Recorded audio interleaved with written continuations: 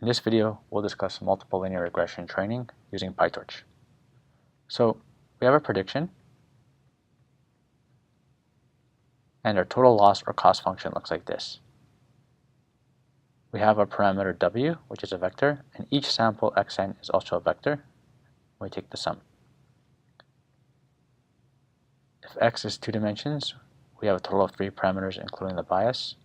If x is 3 dimensions, we have 4 parameters including the bias term, and this will generalize to d dimensions.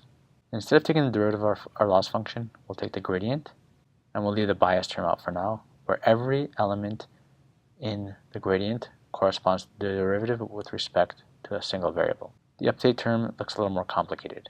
Fortunately, you don't have to worry about any of this because PyTorch will take care of all of this for you. We'll create our linear regression class. We'll create a dataset class.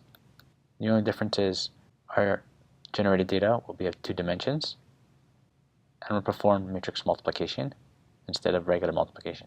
We'll create a dataset object. We'll create our total loss or cost function. We'll create a train loader object. When we create our linear regression object, we set the number of input features equal to 2 and output features equal to 1.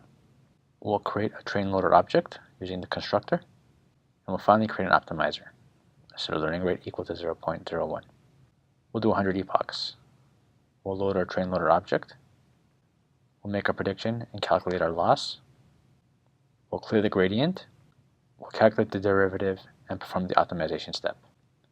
And this performs those equations we saw earlier. We can plot out our data, and we can visualize it. The data points are in red, and the generated points are a blue plane. After 100 epochs, we see our predicted plane is closer to the data points. We can also look at the total loss or cost. And that's it. PyTorch handled all the difficult mathematics.